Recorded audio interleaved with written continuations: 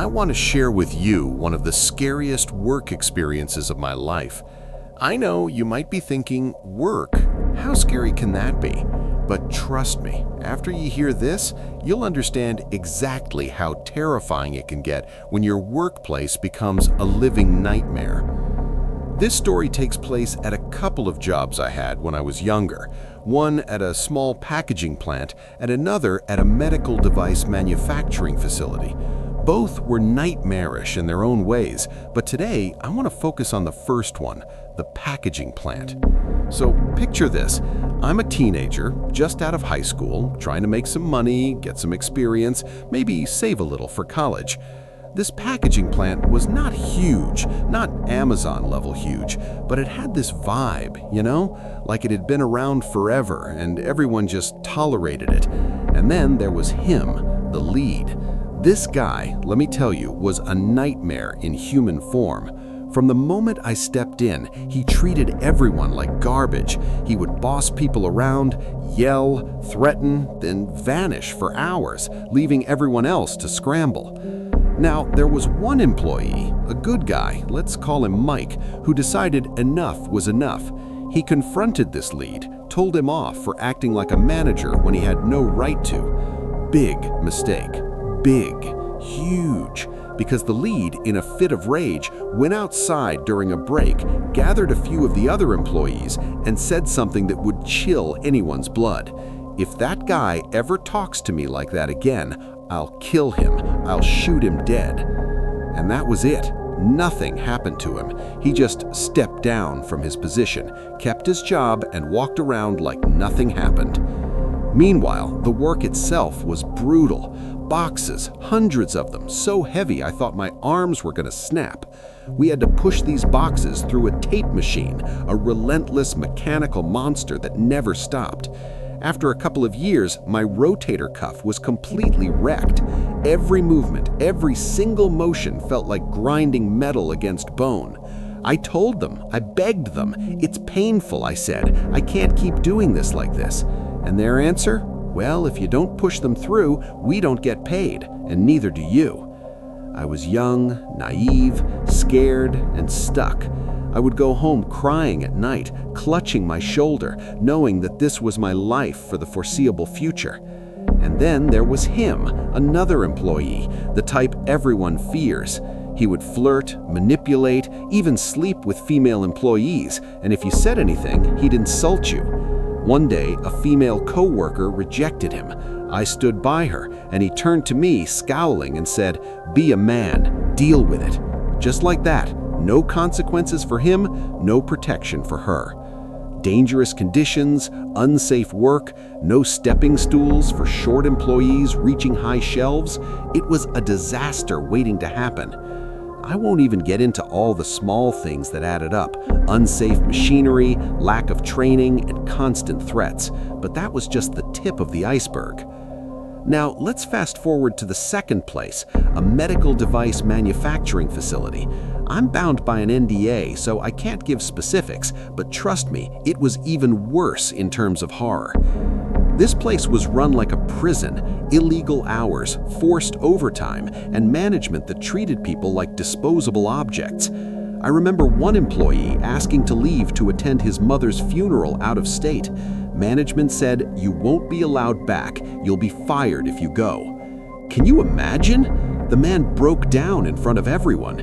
He had to choose between his mother's funeral and his job, and he left, terrified and heartbroken. There was an older lady terrified of HR, needing surgery and being threatened. I had to intervene to make sure she could speak to someone safely. Management hated me for helping her. And when I decided to pursue college, they flat out told me, "You can't do both, school or work, your choice." It was suffocating, the mental pressure, the constant fear of losing everything. It's like the walls themselves were closing in. I was young, scared, trapped, and every day felt like a survival game. The lead, the HR, the employees, they were all pieces of a larger, twisted puzzle designed to make you doubt yourself, break you down, and drain your soul. Finally, after some time, I got promoted temporarily to train new employees. It was ironic. They picked me to teach, to lead, but I had already made my mind. I finished training and walked out, never returned. And honestly, that moment was like stepping out of a cage.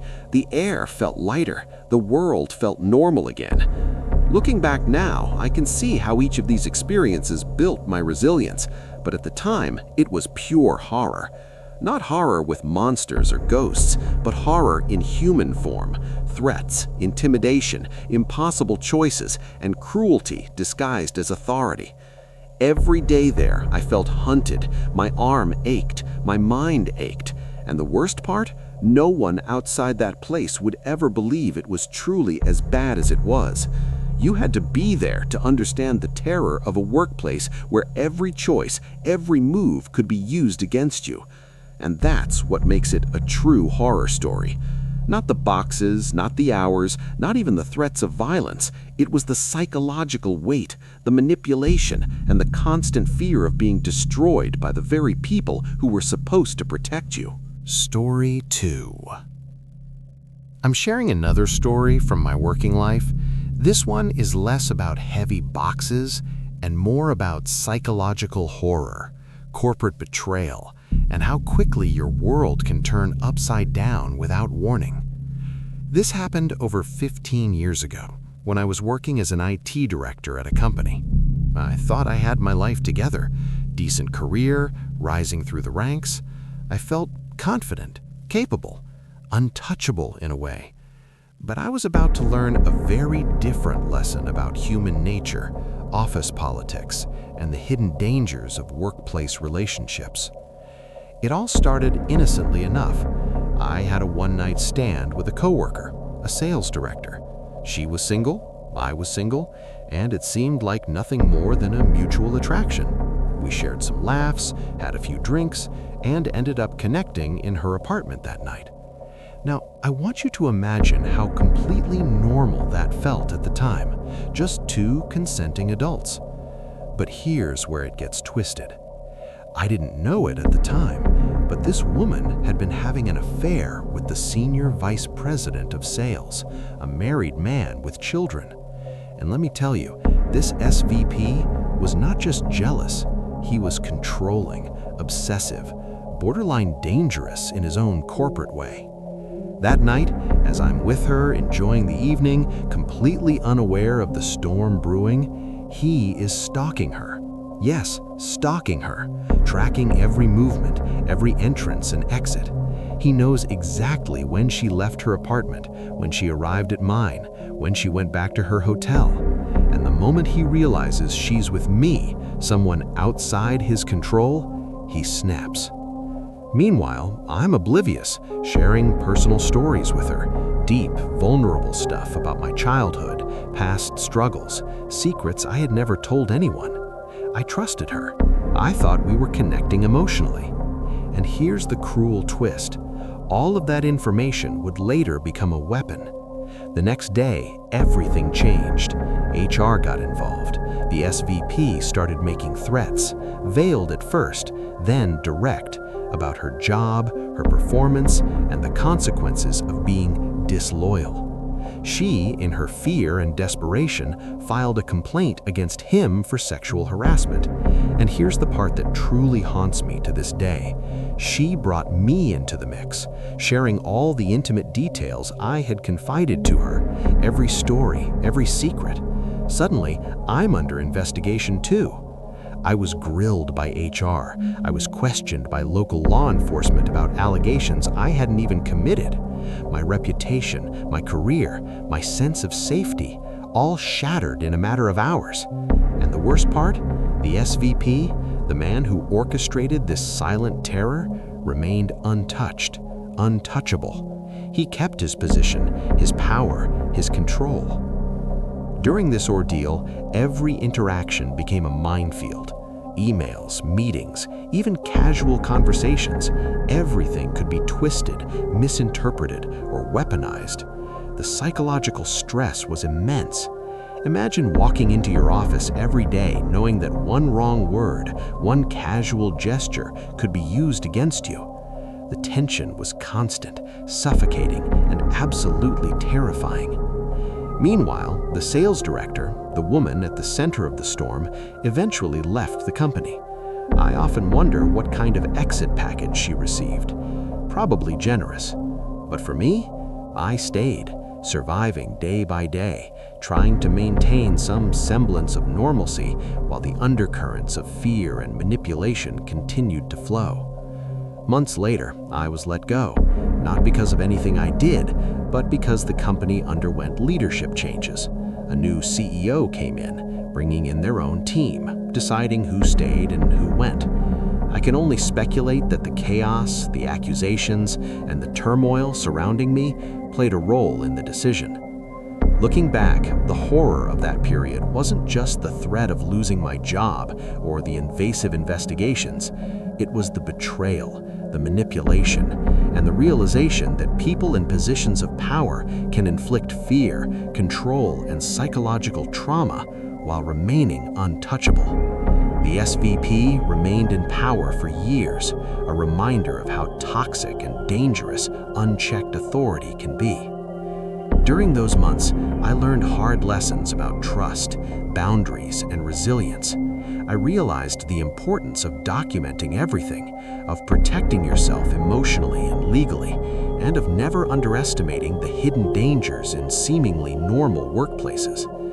Eventually, I moved on. I found a company with integrity, a team I could trust, and a life where I could focus on growth rather than survival. But the memory of that corporate nightmare, the constant stress, the fear, the betrayal, remains. And honestly, it still sends chills down my spine when I think about how close I came to being destroyed by people I once trusted. This story serves as a warning. Horror doesn't always come from haunted houses or monsters. Sometimes it's hiding behind a desk in the form of ambition, jealousy, and power wielded without conscience. And sometimes the scars it leaves are invisible, psychological, but no less real. Story 3. So, a few years back, I was managing a gas station. Not the busiest one in town, just a regular spot, but like any service job, it had its moments. I'm about mid-afternoon, around 3-4 p.m., and everything seems normal. The bell above the door rings, and in walks an elderly man. He doesn't say a word, he heads straight for the bathroom. No big deal, right? Well, I start noticing something strange. There's a trail, something dark on the floor. At first, I think it's mud. Maybe he stepped in something outside. But as I follow the trail, it becomes horrifyingly clear. This wasn't mud. It's poop. And not just a little smear. No, this was a disaster, a full-on human catastrophe. My stomach drops, my hands sweat. I grab some paper towels, thinking I can handle this, but it keeps going. The trail stretches, get this, about 70 feet from the entrance all the way to the bathroom. I'm gagging even thinking about it now. We had these mystery shops at the station. Auditors would come in to grade cleanliness and customer service, and here I am standing in front of the mess of a lifetime. I grab the mop bucket, alert my coworkers to put up wet floor signs, and start working through shallow breaths. Every step, every bend, the stench hits me like a wall. My stomach churns. The smell is so potent, so overpowering, it's like a physical force pushing against me. Finally, after what feels like an eternity, I reach the bathroom, and what I see? Oh God. It's not just a few spots on the floor. The stall is covered, walls, ceiling, toilet, even the door handle. The man, the elderly man, has apparently smeared it everywhere. The smell is unbearable. I start gagging uncontrollably. I have to call a coworker just to help me close the bathroom so we can begin the long, soul-crushing cleanup. We grab bleach, we scrub, we mop, we climb ladders to reach the ceiling. Every tile, every grout line is saturated. What was once white grout is now a Dijon mustard nightmare. Minutes turn into hours. My mind is screaming at me. I want to vomit. I want to run. But this is my responsibility. I have to face it. Meanwhile, the man finishes in the bathroom and walks out. I can see him, his pants and shoes completely caked. Every step he takes is a reminder of the chaos he's left behind. And yet, as horrifying as the scene is, I feel pity. This isn't just negligence. Something is seriously wrong with him. A part of me wants to help, but the reality of the horror in front of me is almost too much. I try to alert a coworker to get his vehicle description, maybe call for a welfare check, but by now business has picked up and everyone is too busy. The trail of destruction, the smell, the horror, all left imprinted on my memory. I can close my eyes now and still see the splatters on the ceiling, feel the sting of the bleach in my nostrils, and smell that smell. That day, something changed for me. I realized I could not work in customer service anymore. The job had its limits, sure, but nothing could prepare you for something like this. It was visceral, overwhelming, and the kind of experience that shakes you to your core. Cleaning that bathroom was like surviving a small war. Every moment, every splatter, every horrific detail tested my resolve. And the psychological weight, the knowledge that human beings are capable of creating this kind of chaos, stayed with me long after I left that gas station.